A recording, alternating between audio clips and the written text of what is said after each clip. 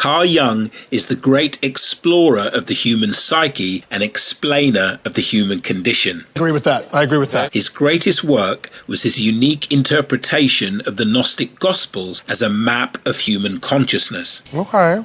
David Icke is the great researcher of the ruling elites and the great revealer of the global satanic cult through which they rule the world. His greatest work is his interpretation of the Gnostic Gospels as a description of the interdimensional reptilian puppet masters who feed off of the human fear, pain, and suffering manufactured by their ruling elite puppets. You can't be serious, man. You cannot be serious! The mirror principle reveals that these two seemingly opposing interpretations are actually two sides of the same coin. Really? As I demonstrate in the following video. Oh, I see. Why is this important? Because it shows that the only way to liberate humanity from the forces of darkness without is by 10 million individual human beings liberating themselves from the forces of darkness within. I'm sorry, what? So this is a call for you to become one of the 10 million legends who save the world by saving themselves. Oh, am I listening? There is a terrifying moment in the solitary study of the human psyche when one realizes that the ruler of this world, the voice that dictates your fears, your ambitions, and your very sense of reality, is not a benevolent guide, but a blind tyrant. The ancient Gnostics, those seekers of hidden knowledge who were stamped out by the early church, told a myth about a creator god named Yaldabaoth. They called him the Demiurge, a false god who created the material world not out of love, but out of ignorance and a desire for domination. He looks upon his creation and screams, "I am God, and there is no other," because he is blind to the infinite realm of light that exists above him.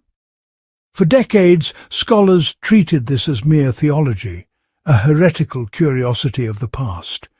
But they missed the point entirely. The Gnostics were not just talking about the cosmos. They were projecting a map of the human soul. The Demiurge is not a monster in the sky. He is in you. He is the ego. I find it deliciously ironic that even people who deeply understand the ego still fall victim to its greatest blind spot. What? Dualism. What? Because the narrator is still identified with his ego, he assumes that this is a dualistic either-or question. He assumes, as almost everyone who talks about the Demiurge does, that either the Demiurge is an interdimensional demon, a la David Icke, or the Demiurge is a symbolic representation of the human ego. But when you're not identified with the ego and you can see things non-dualistically, you don't reflexively dualize things into either or, because you know that in the non-dual reality of the mirror principle, it's always both and. In other words, the Demiurge is both a symbolic representation of the human ego and an interdimensional demon.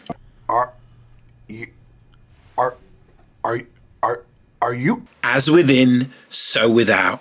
The outer follows the inner. The collective human ego manifests as the interdimensional demon the Gnostics called the Demiurge. Oh, shit. And because David Icke is also identified with his ego, he sees it as a dualistic either-or question as well. But he believes that the Demiurge is only an interdimensional demon and nothing to do with the inner realm of his psyche. You actually this stupid. That's why I entitled this post, If Carl Jung and David Icke Had a Baby, and it was midwifed by the mirror principle. Because both of their interpretations are correct. They're just 50% incomplete.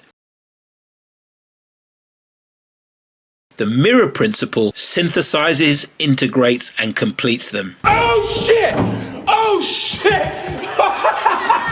To be fair, the mirror principle isn't actually doing anything. It's my study, practice, and most importantly, embodiment of the non-dual way of mastery that allows me to look at the question without dualizing it into an either-or answer. So if you'd like to be able to bridge the gap between opposing points of view by turning either-ors into both ands, something that's great for problem solving, negotiation, conflict resolution, relationship difficulties, and creating added value in the marketplace, you should get you some Way of Mastery Mastermind by upgrading to Premium. Surprise, motherfucker.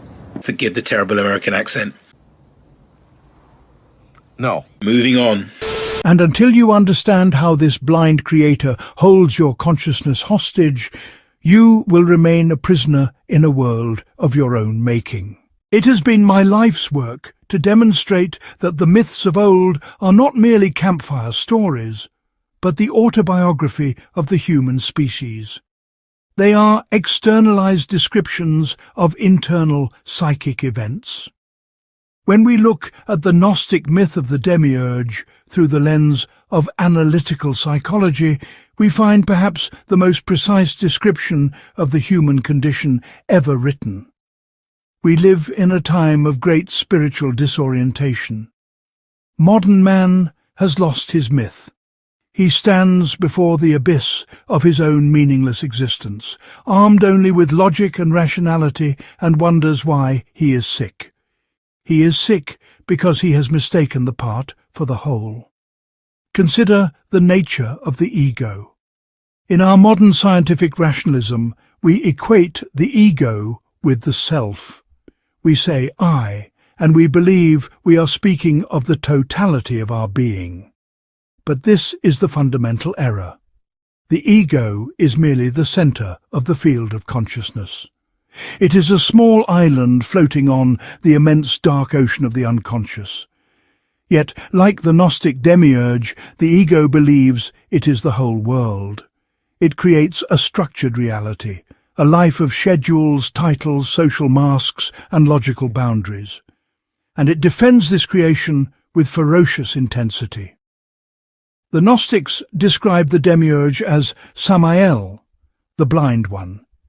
He is blind not because he has no eyes, but because he refuses to see the pleroma, the fullness of the divine that gave birth to him. Similarly, the ego is blind to the unconscious. It fears the depths. It fears the chaotic, numinous power of the dream world, of the instincts of the true self. So it builds a wall. It proclaims itself the master of the house. But, as I have often said, the ego is not master in its own house. It is a usurper.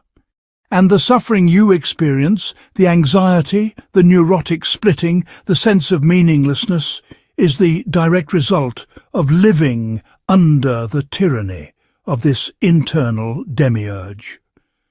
To understand how to free ourselves, we must first understand the genesis of this oppressor. In the Gnostic texts, specifically the Apocryphon of John, we learn that the demiurge was born from Sophia, wisdom. Sophia, in a moment of passion and separation, desired to create something alone without her partner, the spirit. The result was a miscarriage of sorts, a being that was powerful but misshapen, a lion-faced serpent. Ashamed of her creation, she cast him out of the pleroma, the realm of fullness, and hid him in a cloud. There, isolated and ignorant of his origins, he stole power from his mother and began to create a world. The myth of Sophia's creation of the demiurge is actually one of Gnostic Master Jesus' many parables. Jesus used parables because they could be understood on multiple levels depending on the listener or the reader's level of consciousness. What most people don't understand, then and now, was that Jesus was a non-dual master. He had studied under Advaita Vedanta masters in India and had a full non-dual awakening during his 40-day fast in the desert. But he correctly realized that very few of his disciples, he had over 80 and most were women by the way, would understand non-duality. Let's face it, very few understand it today, which is why I make so many posts explaining it. As I said before, when you are identified with the ego, you automatically and reflexively dualize everything into right and wrong, good and evil, better and worse, and either or. Does the word duh mean anything to you? So here is a non-dual interpretation of the myth of Sophia taken from the Way of Mastery, which is Ascended Master Jesus's full, non-dumbed down, non-dual Gnostic liberation or enlightenment teaching. Basically, his instruction manual for human beings to become anointed ones, aka Christs, just like he did.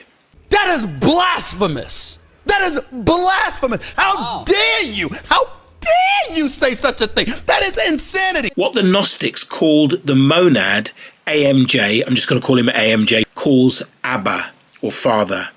God, love, and mystery. He uses these different words to emphasize different aspects of the monad at different times, but essentially it is non-dual reality, the ground and source of existence, what the Upanishads called Brahman, and New Agers call all that is. Simply put, everything is it, and there is nothing but it. Here's how it's described in the secret book of John, one of the Gnostic Gospels. I'm here to tell you right now, we don't care. Illimitable, since there is nothing before it to limit it. Okay. Unfathomable, since there is nothing before it to fathom it. Okay. Immeasurable, since there was nothing before it to measure it. Okay. Invisible, since nothing has seen it. Here's a fucking surprise. Eternal, since it exists eternally. Yeah, no shit, Sherlock. Unutterable, since nothing could comprehend it to utter it. Well, no fucking shit. Unnameable, since there is nothing before it to give it a name. Alright, I get it! Now, the Gnostic creation myth says that the monad emanated the aeons, a host of spiritual beings who existed in pairs or dyads, all of which constituted the pleroma or fullness, one of the last of which was Sophia or wisdom, and as the narrator tells it, Sophia, in a moment of passion and separation, desired to create something alone without her dyad partner, the spirit. And that's what led to the monstrosity of the demiurge, which she was so ashamed of, she cast him out of the pleroma and hid him in a cloud, where he stole some of her power and went on to create our material world, in which he imprisoned us. Okay, got it. Now, given the nature of the monad, aka non-dual reality, this is all obviously nonsense. You're goddamn right. Even as a myth, it makes no sense because it is not logically coherent within its own terms. One of the reasons I have so much respect for the Upanishadic sages who created Advaita Vedanta is that their creation story is logically coherent and consistent with Brahman being the only thing that exists and the only place for anything to exist. Correct. Thank you. How could Sophia cast out the demiurge when there's no outside the monad or the pleroma? And how could he be hidden from the pleroma, let alone the monad, when the monad is omnipresent and omniscient? Let's be honest, even for a myth, that makes no sense. Here's how AMJ tells it without any dumbing down of the non-dual reality. Who am I listening? The Father, monad, God, only ever created one thing, his mirror image, his offspring, the Son of God, the Christ child, who exists eternally within God's holy mind and has never, can never, will never be separate from God. Because separate from God is not a state that is even possible, since God is all there is. But why did God create his mirror image? Because if you are everything, you are nothing. Why? Because you need something else, a contrast, to know what it means to be you, and even more importantly, to know what it feels like to be you. In short, you need to be able to look in the mirror.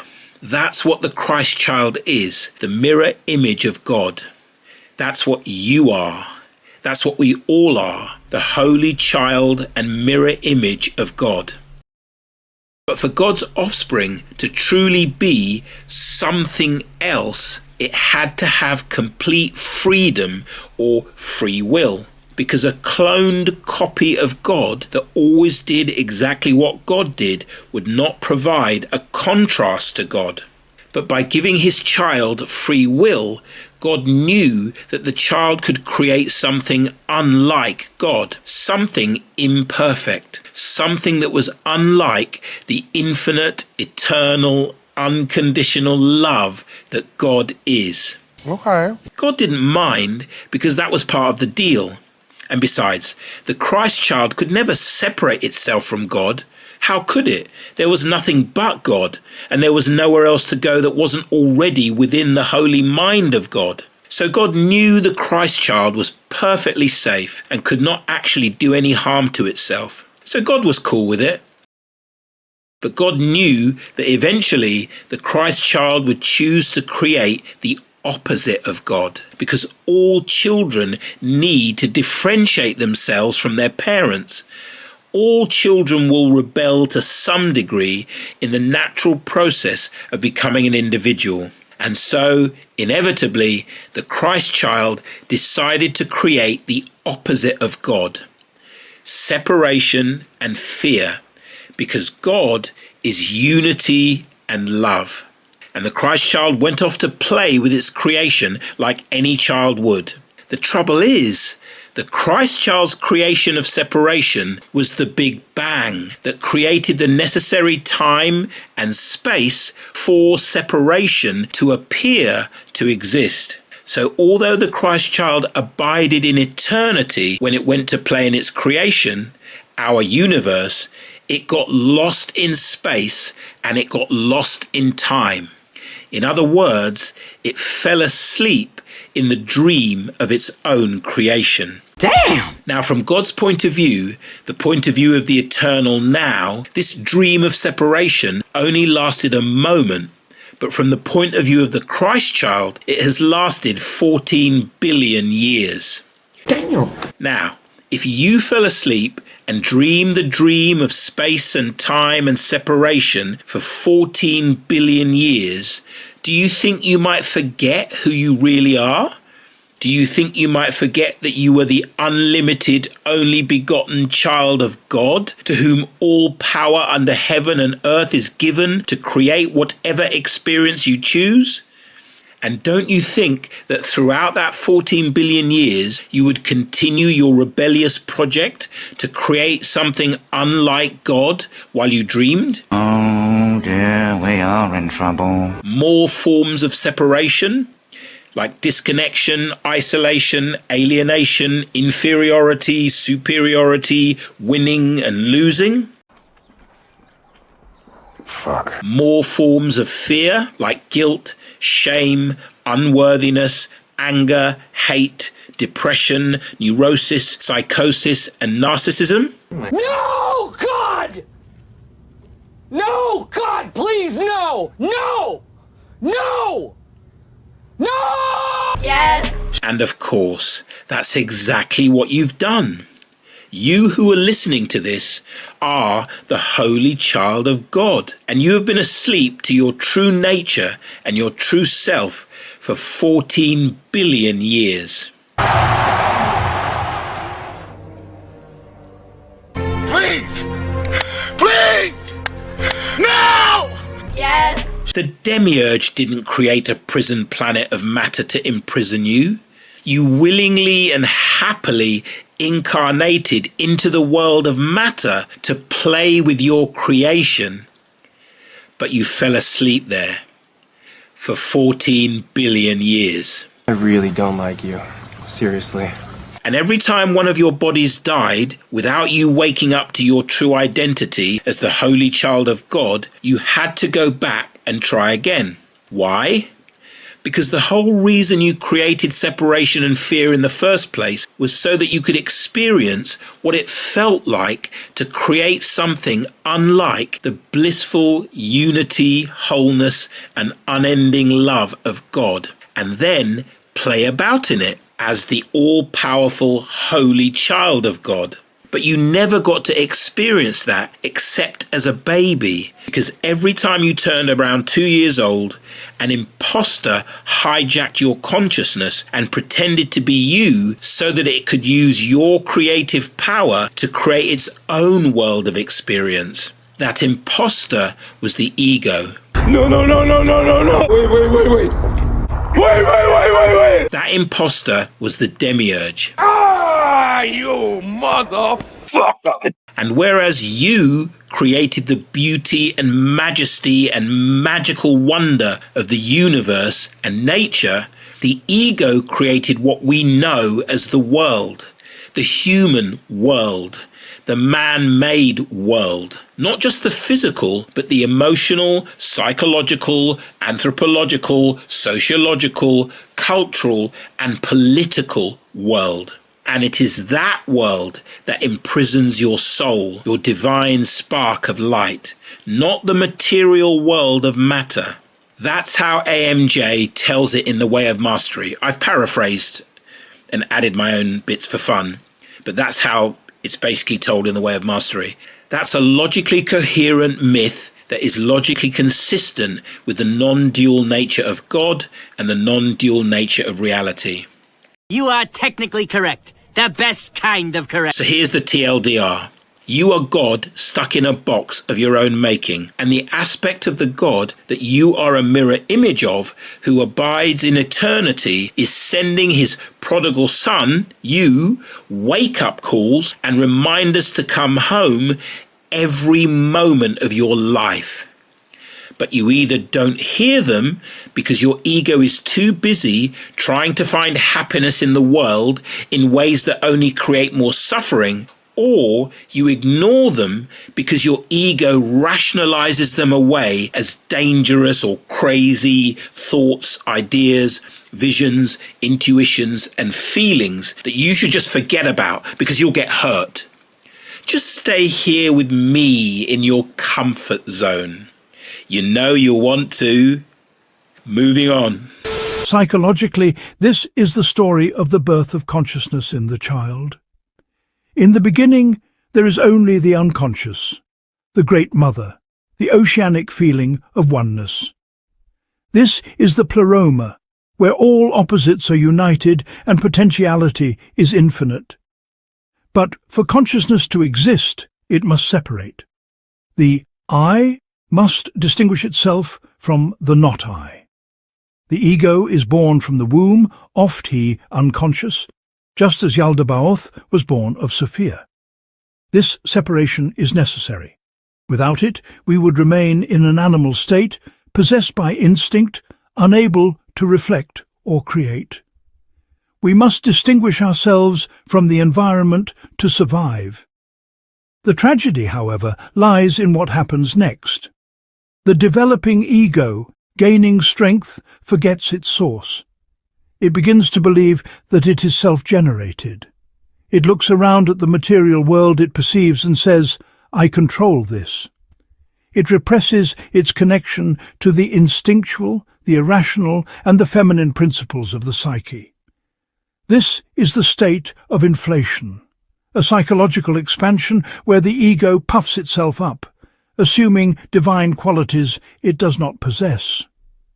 Just as the demiurge declares himself the only God, the neurotic ego declares that rationality and will are the only gods. It says, I can force my life to be what I want it to be. It denies the existence of the shadow, those dark, rejected aspects of ourselves. It denies the existence of the soul. And in doing so, it creates a sterile, mechanical world, a prison of matter. We see this today in our technocratic society, which is nothing more than the collective demiurge writ large. Yes, the world we've created is nothing more than the collective demiurge writ large. But since the Jungian interpretation is that the demiurge is the ego, then our world is actually the human ego writ large. And again, it's not just the physical, psychological, emotional, technological, political and cultural worlds that are reflections, projections or manifestations of the ego. The invisible world of the fourth dimension or astral also contains outer manifestations of the inner ego. And it is this ego-projected world on which the Jungian side of the coin is mute and the Ickean side has researched and mapped in just as much painstaking detail as the Jungians have the psyche. Think about it. As within, so without. The outer world follows the inner world.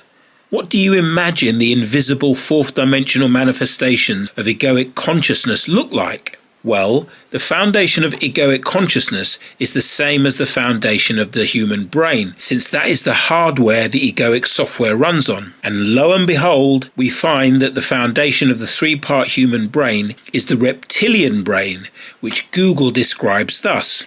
The oldest, innermost part of the human brain, responsible for primitive survival instincts, autonomic functions, breathing, heart rate, body temperature, and automatic behaviors like aggression, territoriality, and mating. It operates quickly, rigidly, and impulsively to ensure immediate survival. There are no morals in the reptile brain, no empathy, no remorse, just pure psychopathic survival instinct. The only rule is might is right. Dog eat dog. Kill or be killed. So yeah, there's a reason they call it the reptile brain. And there is a reason that according to Robert Monroe and the CIA-funded Gateway Project, in which hundreds of people were trained to project their consciousness into the fourth dimension, aka astral traveling. In declassified CIA documents, these travelers reported that this dimension was crawling with so many reptilian beings that the CIA ended up calling them the alligators. And as David Icke has meticulously and exhaustively researched, these astral entities are what the ancients called gods and sacrificed young virgins, code for children, to for thousands of years. And they are the same quote-unquote gods that today's ruling elite, as exposed by David Icke 30 years ago and confirmed this year by the Epstein files, are raping, torturing and sacrificing babies to in satanic rituals which provide these fourth dimensional ego demons that the ancients called Baal and Moloch and the Gnostics called the Archons with their natural diet of low-frequency human energy, specifically fear, anxiety, terror and despair, what Monroe called louche, and which in turn provides the ruling elites with copious amounts of adrenochrome as well as Epstein-style compromat for total political and cultural control. Ah, you motherfucker! David Icke has been mocked and ridiculed for 30 years for saying the ruling bloodlines of this world are shape-shifting reptiles and child-sacrificing paedophiles. And incredibly, he has been proven correct on every one of those claims by the CIA, the FBI, and the DOJ. I wonder if those sources are credible enough for his detractors to issue a formal apology. I won't hold my breath. But for the record, David Icke deserves his props. He is a modern-day prophet and the Morpheus of our real-world matrix. And although I vehemently disagree with his proposed solution for how humanity can escape the matrix of the New World Order, I have nothing but respect for the absolutely brilliant forensic pathology he's conducted on the multiple crimes against humanity carried out by the ruling elites over the last 2 centuries. Moving on. A system obsessed with control, metrics, and material power, utterly cut off from the spiritual roots of humanity. We have created a world that is efficient, yes, but it is a world without a soul. It is a world of dead matter, precisely because the ego has withdrawn the projection of life from it. When the ego rules unchecked, it becomes a despot. It imposes a rigid order upon the psyche, suppressing any impulse that does not fit its narrow narrative. This is the definition of neurosis, the suffering of a soul that has not found its meaning, trapped in a cage built by its own intellect. The myth continues, offering us even more granular detail about our internal struggles. To maintain his control and keep the divine sparks, the human souls, trapped in his false creation, the demiurge creates assistants. He creates the archons, the rulers. These are planetary governors who stand at the gates of the celestial spheres, blocking the soul's ascent back to the pleroma. They represent forces like envy, wrath, lust, and fearful tyranny. In the landscape of the psyche, the archons are what I call the autonomous complexes. These are splintered fragments of the personality that behave like little demons. They are the prison guards of the mind. You know them well, though you may not call them by these names. They are the voices that argue with you, the sudden moods that seize you, the irrational fears that paralyze you. A complex is an agglomeration of association clustered around a core of emotion. When triggered, a complex behaves like a partial personality. It can possess the ego completely. Consider the man who is possessed by a complex of inferiority. He does not choose to feel small. The feeling descends upon him like a dark cloud. It governs his behavior, makes him defensive, makes him attack others to protect his fragile ego. Or consider the archon of perfectionism. This inner ruler demands that everything be flawless, locking the individual in a state of paralysis and shame. These complexes serve the demiurge, the rigid, defensive ego. They enforce the rules of the false reality. When you try to break free, when you try to grow, to change, to listen to the call of the deeper self, the archons attack. The internal voice says, "Who do you think you are? You are not safe. You must remain in the known." This is the psychological function of the archon, to maintain the status quo of the neurosis. They are the crystallization of our trauma and our cultural conditioning. The Gnostics believed that upon death the soul had to know the secret passwords to pass the archons and ascend through the spheres. Psychologically, this holds a profound truth. We must integrate the complexes. We cannot fight them with the sword of the ego, for they are made of the same psychic energy. We must name them. We must recognize them not as absolute reality, but as psychic phenomena. When you can say, "I am feeling a possession by my anger," rather than "I am angry," you have begun to speak the password. You have created a separation between the witness, the true spark, and the archon. You have begun to dismantle the prison from the inside. This is the work of withdrawal of projections. As long as we believe our problems are caused solely by the outside world, by our neighbours, our politicians, our bad luck, we are feeding the archons. I told you so. We are giving them our energy.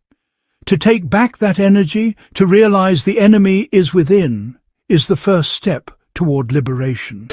And that's why, my brothers, the only way out is in. Oh my God.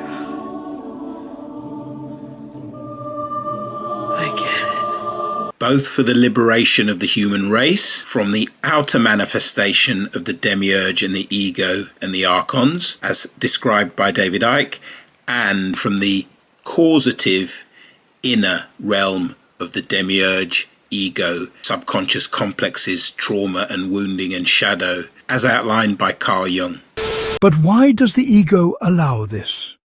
Why do we cling to our chains with such desperation? It is because the ego fears the light as much as it fears the darkness. It fears the dissolution of its petty borders. Yet, in the Gnostic myth, despite the demiurge's tyranny, a drop of the divine light, the pneuma or spirit, was stolen from the upper worlds and hidden inside humanity. Yaldabaoth thought he blew his own breath into Adam to give him life, but unknowingly he passed on the spirit of his mother Sophia. This creates the fundamental paradox of human existence.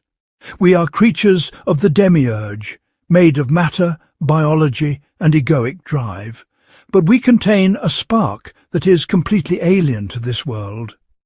This spark is the self, not the ego, but the self, the center of the total psyche, both conscious and unconscious.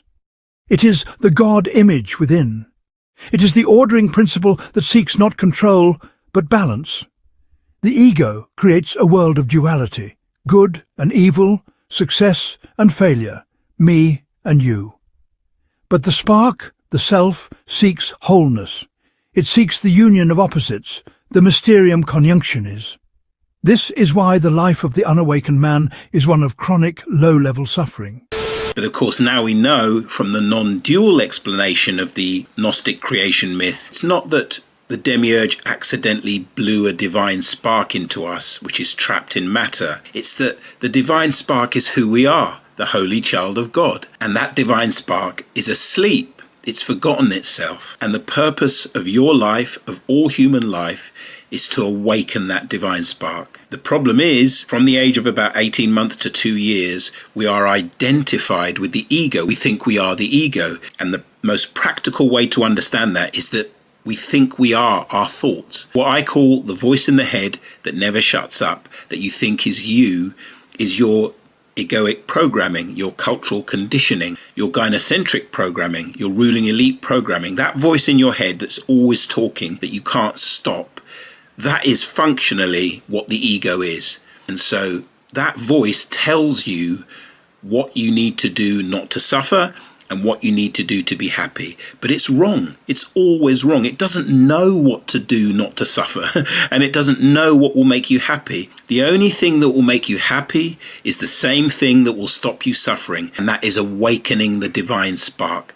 And that is the purpose of all the spiritual traditions, all the genuine, true spiritual traditions, for which I would say, outside of the way of mastery, the greatest is Advaita Vedanta, then Taoism, and then the highest forms of Buddhism, Dzogchen Buddhism, Zen Buddhism. Those are the great traditions, and they all understand and they all agree that the point is to awaken from the dream of the ego, which is the dream of separation. But you cannot pull yourself up by your own bootstraps. You can't awaken yourself from the ego with the ego, which is why awakening in spirituality is so rare. It's so difficult because people try to do it from the ego. What the way of mastery makes clear is that your first step is to identify with the divine spark. And that takes spiritual practice, daily spiritual practice, stepping outside of your comfort zone, cultivating the witness, integrating the shadow, healing your trauma and wounds. And by doing that, you let go of the ego, you disidentify with it,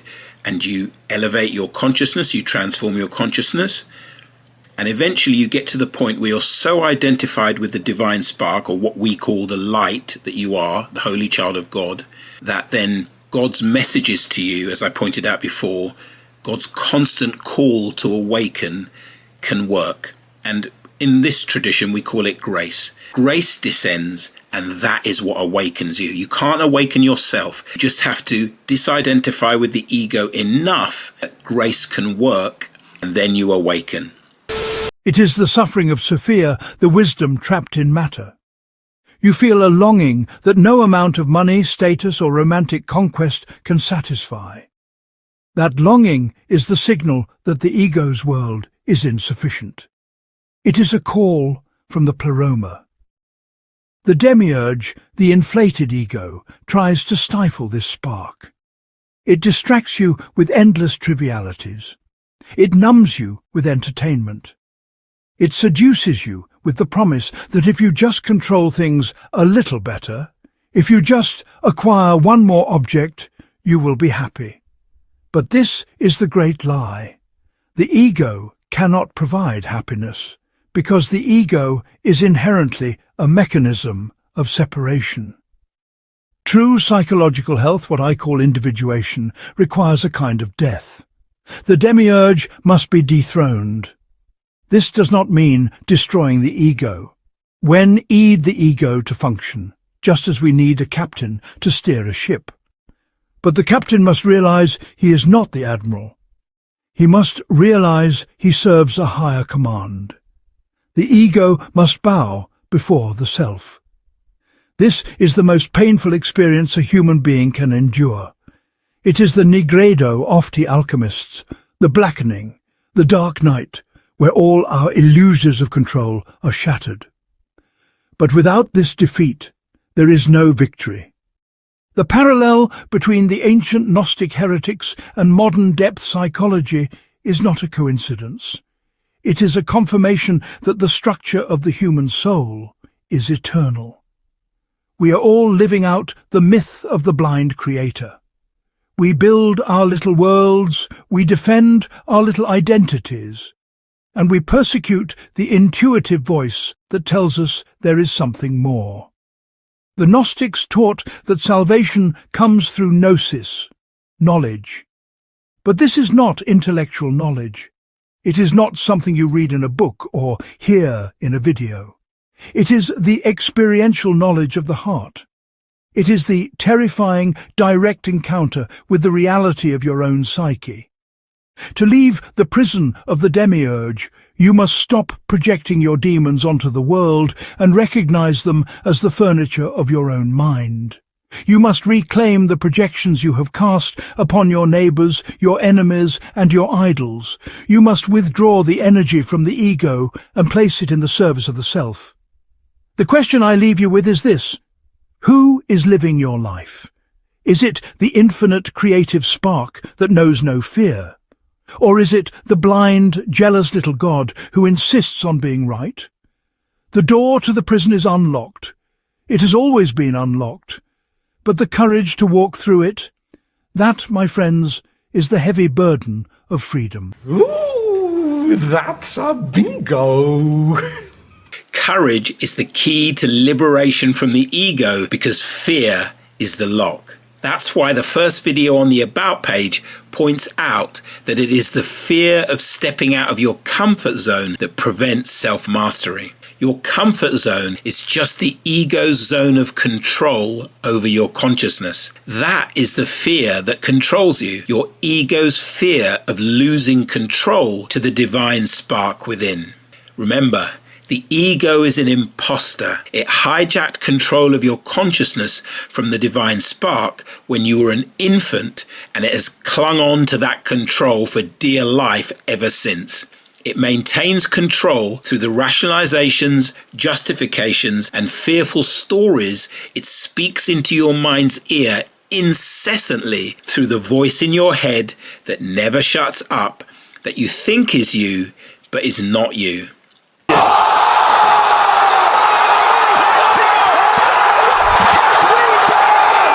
That's right, I said it! So right now, after watching this video, there is only one question. Does what you've heard make sense to you? Does it feel right? Does it have the ring of truth? If it does, that means you are connected to your divine spark, your true spiritual nature, your true self, the holy child of God. Why? Because the ego doesn't want to hear any of this. So it will rationalize and justify it all away in order to convince you it's all bullshit. And if that doesn't work, it will shoot the messenger. It will make ad hominem attacks against David Icke. Any video that takes David Icke seriously is a joke. You certainly can't take it seriously. Or it might attack Carl Jung. Wasn't he a student of Freud? You can't possibly believe all that your problems stem from the fact you want to fuck your mother nonsense. Or more likely, it will try to discredit me. Chris Paradox? Who the fuck does he think he is, correcting David Icke and Carl Jung? He believes in Jesus, for fuck's sake. What sane, rational person believes in Jesus? You can't be listening to that religious crackpot. But if despite all of your ego's fallacious ad hominem attacks and schoolyard strawmanning, you still feel that the message of this video makes sense and rings true, that means you are disidentified from your ego enough, that is, you're at level 6 or above, to make decisions from your soul rather than your ego, your heart rather than the voice in your head that never shuts up, that you think is you, but is not you. Congratulations. In which case, strike while the iron's hot, brother. Upgrade to premium right now before your ego can use the procrastination of "I'll do it tomorrow" to distract you from acting on what your divine spark, your heart and soul wants to do. Because once you've upgraded, you'll be able to check out the Cultivate the Witness and Integrate the Shadow courses, and so you'll have a practical next step that you can take action with today that will help you to disidentify from your ego even more and identify with your divine spark even more. But even better than that, you'll gain access to the Way of Mastery course and the Way of Mastery Mastermind, where you'll meet me and a band of brothers who have also taken the first step toward liberation from the ego.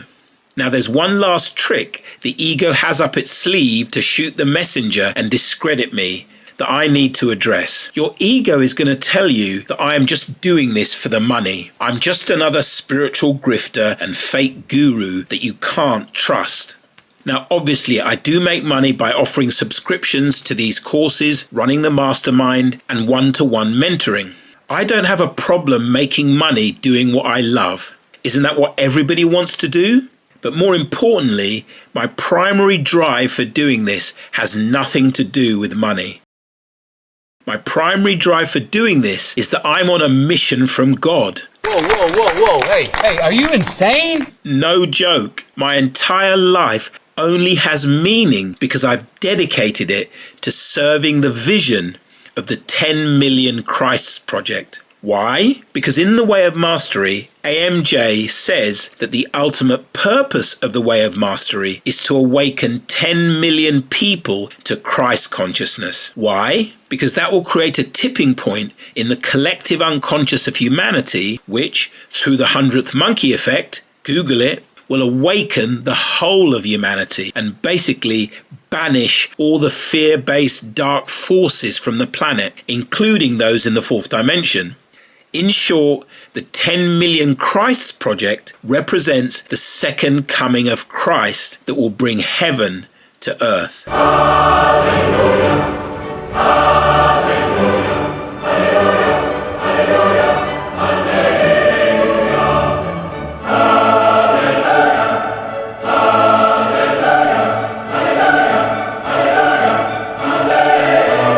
Hallelujah. Now, you may not believe any of that. I don't believe it either, but I have bet my life on helping to make it happen. What the actual fuck were you thinking? Why? Because there's nothing else for me to do. Huh? Once you've awakened the divine spark within and remembered yourself as the holy child of God, you live in a state of deep inner peace, constant joy, overwhelming love, and you no longer suffer. We don't believe you. We don't believe you. I don't care. Living in this state, there is nothing left to do but help others to reach this state. Compassion dictates it. You see 8 billion holy children of God suffering all around you. You see the pain and the fear and the guilt and the shame and the unworthiness and the abuse and the hate and the violence and the depression and the grief. And you know that none of it is necessary. You know that all of God's children can live in peace and joy and love if they simply awaken and remember who they really are. And so you can't really help but dedicate yourself to serving their awakening and self-remembrance. In the Buddhist tradition, this is called the path of the Bodhisattva, where one vows not to complete their enlightenment until all others are enlightened. Now, I'm not saying I'm a Bodhisattva. What I'm saying is that this is the path that God has laid before me because it is the only thing that I'm motivated to do. I have no interest in living in peace and joy and love while all around me, my brothers and sisters are suffering. So that's my big why. I'm recruiting 10 million men to awaken to their Christhood. That is blasphemous! That is blasphemous! How dare... I don't remember asking you a goddamn thing. And by doing so, save the world by bringing heaven to earth. That's what I'm talking about! If you want more meaning and purpose in your life, I don't think anything else you do can possibly give you more meaning and purpose than that. That's not ridiculous. That's not ridiculous to say that. So upgrade to premium right now and get on with saving the world from a miserable future full of suffering by saving yourself from a miserable future full of suffering. Make it so. See you in the mastermind, brother.